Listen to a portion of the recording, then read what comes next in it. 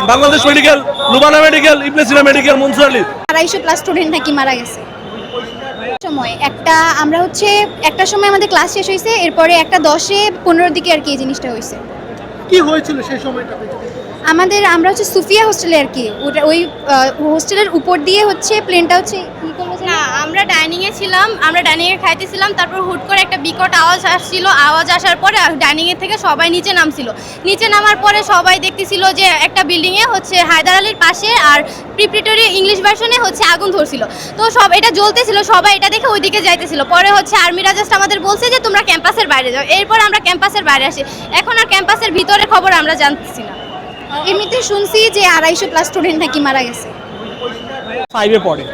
আমি ওখান থেকে বাচ্চাটাকে নিয়ে মানে কি বলে ওটা কি বলে ওই মসজিদের সামনে গেছি, মানে 12 নম্বরের মসজিদের সামনে, পিছনে ওর শব্দটা। আমি ওখান থেকে তখন বলি কি হলো, কেউ পালাচ্ছে, সবাই পালাচ্ছে, কে ঘুরে দৌড়াচ্ছে, কোনো বুঝতেছি না। আমি অলরেডি আমার বাসা হাউস বিল্ডিংয়ে গেছি, বাবুকে রাখছি, আমি এখনো রাখা ওইভাবে এই অবস্থায় আবার চলে আসছি। আমি আসি তো দেখতেছি এটা কাহিনিটা ঘটছে সম্ভব, মানে টাইমটা হচ্ছে 10 থেকে 12-15 মিনিটের মধ্যে হবে, 10-12-13-র মধ্যে হবে একটা, জাস্ট এই সময়। আমরা 5-এ আমি এখান থেকে গেছি, এই গেট থেকে 5-এ আমি আমার ছেলেকে নেবে রয়েছি 1টা বাজে। অনেকে বলছেন যে ঘটনার পর প্রচুর আতঙ্ক ছড়িয়ে পড়েছিল, বিষয়টা আসলে আমি আসে দেখি তখন তাই, মানে ব্যাপারটা করে সবাই কে কোথায় দৌড়াদৌড়ি, মানে ঠিক যেমন বোমা বাস্টলে যেরকম সেই অবস্থা। এই আপনার ছেলে ছিল কে? জি, আমার ছেলে তো আমরা বাসায় রেখে চলে আসছি অলরেডি হাউস বিল্ডিং।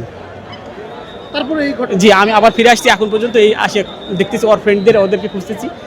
30-এর ভিতরে ঘটনা ঘটেছে। আর হচ্ছে উদ্ধার অভিযান এখনও শিওর হওয়া যায় নাই, কারণ আমরা অন্য ক্যাম্পাসে ছিলাম, তো ওই জায়গা থেকে আসছি। এখন ভিতরে যারা ছিল মানে মানে স্কুল ছুটি হয়ে গিয়েছিল, বাট ওই যারা কোচিং করছিল তারা অনেকে ছিল ওই জায়গায়, অনেকে মানে গলিত লাশ পাওয়া গেছে, হাড্ডি পাওয়া গেছে। তো এটা এখানে আহতর ঘটনা আসলে কয়েকজনের মতো হয়েছে। আহত অনেকজন 20+ আমরা শুনেছি, আর নিহত আমরা শুনেছি 7+ হবে। মেবি দুপুর 2টা থেকে এরকম প্রবলেমটা হয়েছে এখানে, আসলে তার আগে হয়েছে।